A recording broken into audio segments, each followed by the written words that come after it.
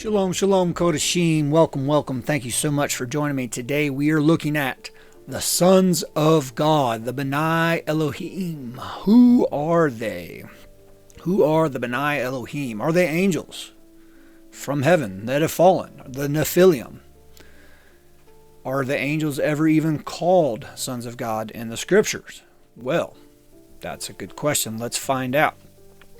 Now, this is kind of dovetailing from a previous video I did on the book of Enoch and several other videos, We Are Stars and Giants. And if you look closely at these verses, we can see that what has been presented to us throughout our religion, our culture, some of these ideas, some of these themes may not quite line up with scripture. So here in this channel, this video, we want to let Yah explain what his word says about the B'nai Elohim, the sons of God.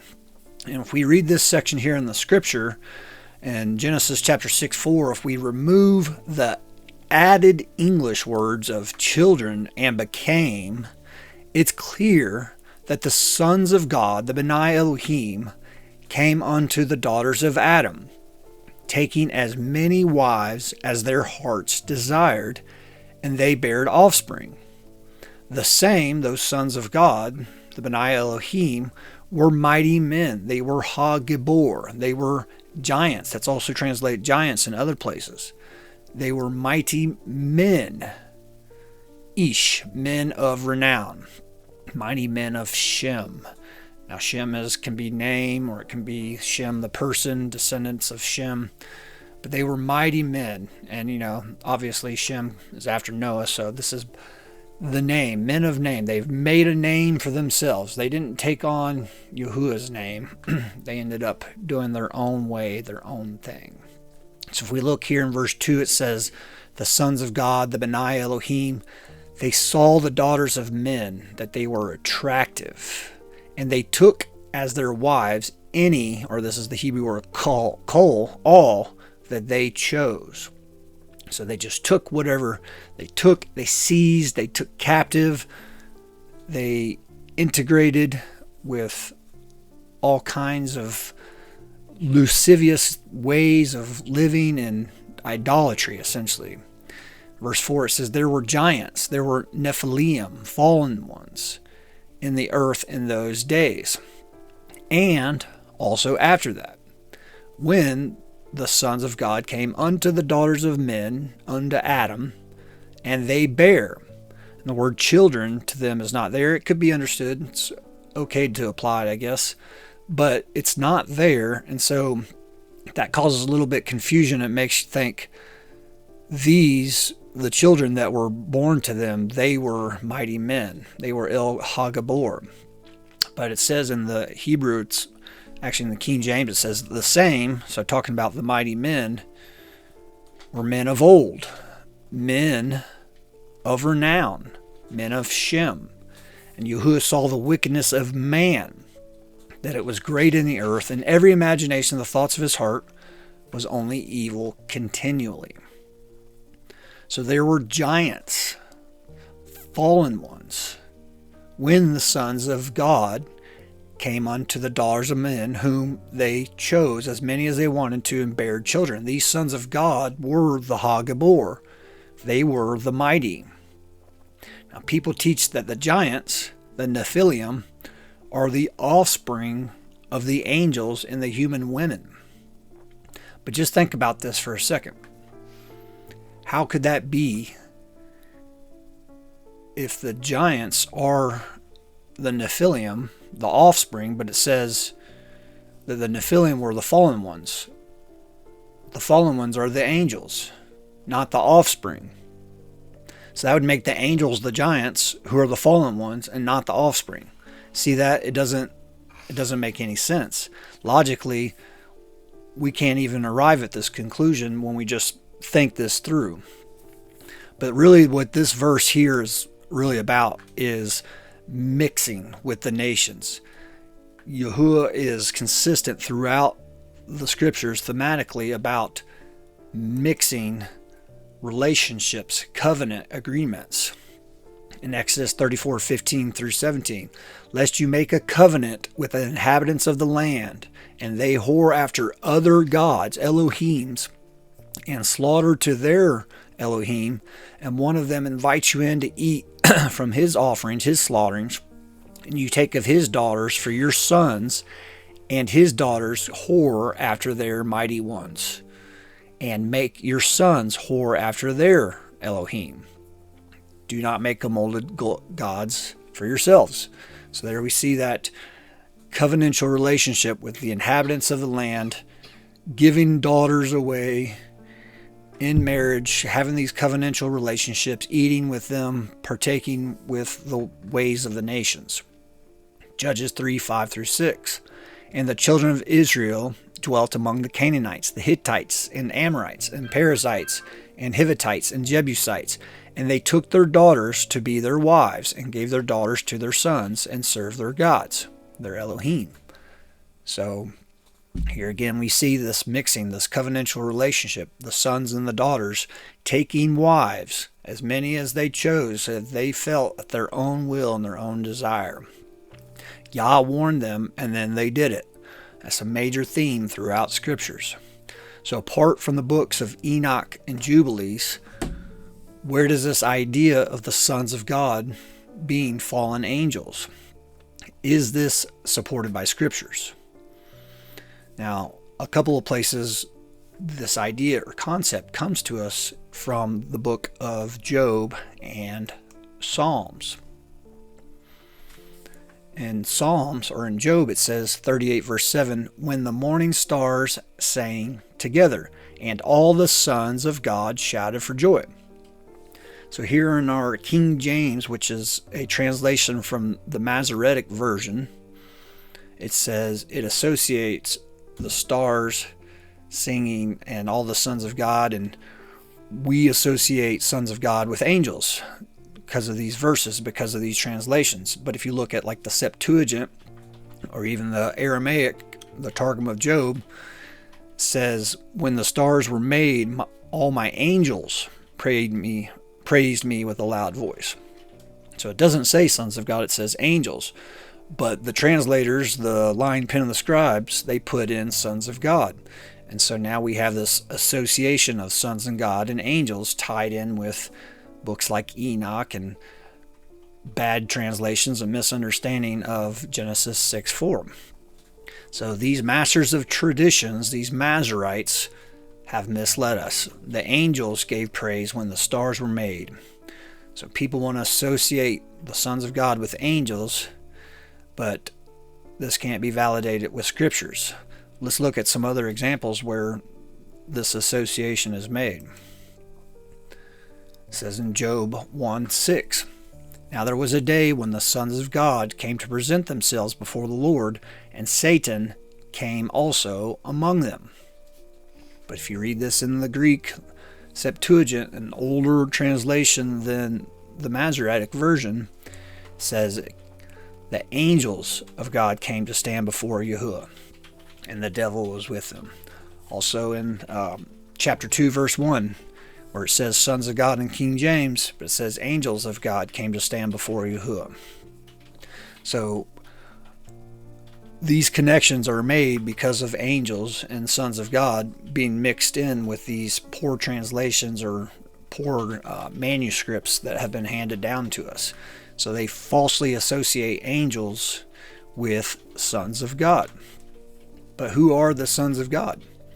All throughout Scripture, it's always people. Psalms 82:1. And this is another place where we like to, because Yahuwah is the judge, he has a council, and people, associate the angelic beings being within the council. But we also need to understand that people are angelic in a sense because we deliver Yah's message. We are angels in that respect, that we bring forth Yah's word. An angel delivers a message, just like the stars have a message in the heavenly scroll. They deliver a message. Those stars are angelic. They carry the message. The word evangelist comes from angelos, from angels. Ambassadors is the same as malakim, the messengers, the angels who deliver messages. So in that respect, yes, we are the sons of God who are angels. We have another example here in Psalm 82, verses 1 through 8, where I think I've seen Dr. Michael Heisner talk about this, and kind of people associate some of these things as the gods and those in the congregation amongst the council, right? Psalms 82, verses 1 through 8 says, Elohim, he standeth in the congregation of the mighty, the El. Elohim stands in the congregation of the El. Now, this word El or Elohim, sometimes it's referring to gods, but also it means judges, right? So people are judges. Righteous judges is what we are supposed to be. We're supposed to be a kingdom of priests, righteous priests and judges. That was the first sin. Adam took upon himself to become a judge, right? He chose knowledge. He chose to eat from that tree of good and evil. And so he made himself a judge in a sense. And so we are judges. Yahuwah has made us in his likeness. In the likeness of Elohim, he has made mankind. We are supposed to be righteous judges. It says that Yahuwah judges among the Elohim, among the gods, the judges. How long will ye judge unjustly? So is he talking to angels here, or is he talking to humans, to people? And accept the persons of the wicked. Defend the poor and the fatherless. Do justice to the afflicted and needy. Deliver the poor and the needy. Rid them out of the hand of the wicked. They know not, neither will they understand. They walk on in darkness, and all the foundations of the earth are out of course. I have said, ye are Elohim, ye are gods, ye are judges, and all of you are B'nai Elyon, sons, children of the Most High. But ye shall die just like men die, and you shall fall. That's our Hebrew word nafal, Nephalim, the fallen ones, like one of the princes. Arise, O God, Elohim, judge the earth, for thou shalt inherit the nations. So he's telling us to arise. We are the judges. We are the Elohim. We, the humans, the people, are to get the wickedness out of the land, out of our lives, and that we defend the poor and the fatherless. We deliver the needy, right? We are supposed to be the children of the Most High, and we judge angels. We're the ones being told to defend the poor and the needy. The angels, are they supposed to get the wicked out of the land? No. This is all people. The sons of God, the B'nai Elohim, are human beings. And we see this all throughout Scripture. Luke 3:38, which was the son of Enosh, which was the son of Sheth, which was the son of Adam, which was the son of Elohim. Now, actually, the son of is not actually in the text, but it's of, like begatting. So Adam is the first man. He came from Elohim. But it's not a physical birth. A son or daughter of Elohim is not physical. Romans 8:14.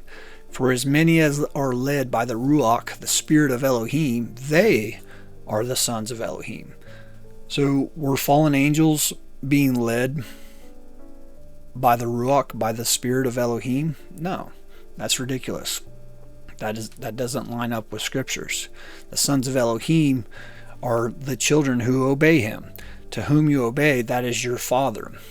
Either your father of the devil in disobedience, or father of Elohim in obedience. John 1:12-13. But as many as received him, to them he gave power to become the sons, the B'nai of Elohim, even to them which believe on his name, which are born not of blood, nor the will of flesh, nor the will of man, but of Elohim. So being a child of the Most High is not physical. Same with the Son. Same with Yahusha, the HaMashiach, the Messiah. It's spiritual. We get born again with the Word. That Word is the seed, and it applies to all of us, including the Messiah. He got baptized. He came up out of the water. The Spirit descended upon him. He said, "Behold my Son, in whom I am loved. This day thou art my Son." 1 John 3:2, "Beloved, now are we the sons of Elohim," right? So we, the humans, the people, are sons of Elohim. Philippians 2:15, "That ye may be blameless and harmless, the sons of Elohim, without rebuke, in the midst of a crooked and perverse nation, among whom ye shine as lights in the world." So we are like as the stars. We shine like stars, like the angels of heaven. But the angels aren't the sons. We are. We are the children. It's in Yahuwah's image that we were made. Matthew 22, verse 30. "For in the resurrection, when we get our new bodies, our new spiritual bodies, they neither marry nor are given in marriage, but are as the angels of God in heaven." The angels of heaven don't marry.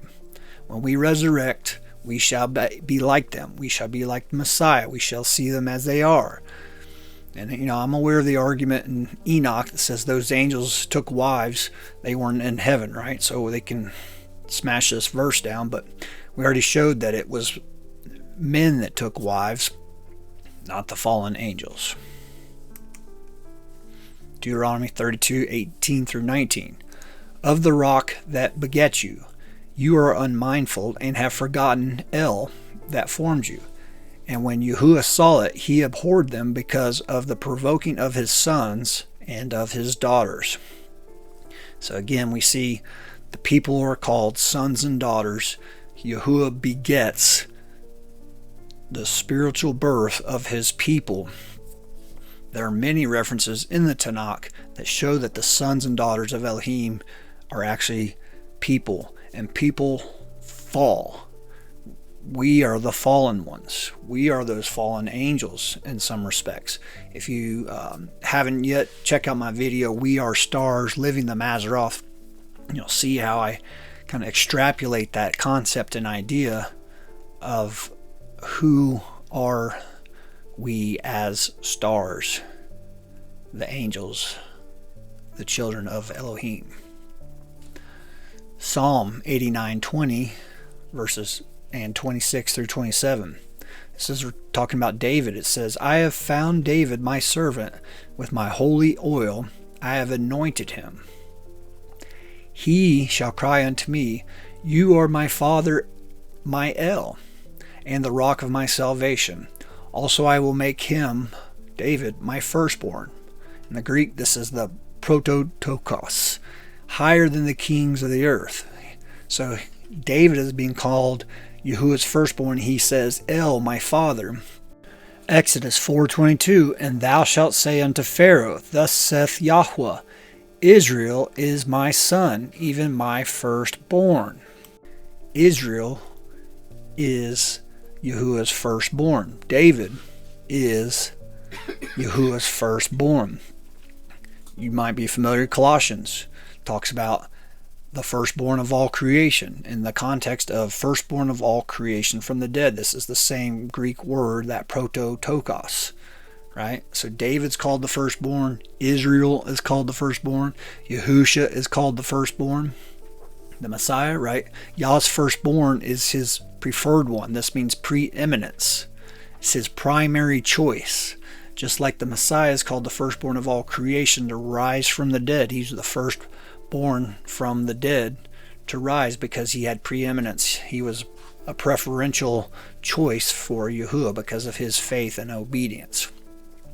Our Messiah was showing us that when he taught us to pray, he says, "Our Father who is in heaven," right? Beloved, now are we the sons of Elohim. Now are we his sons and daughters.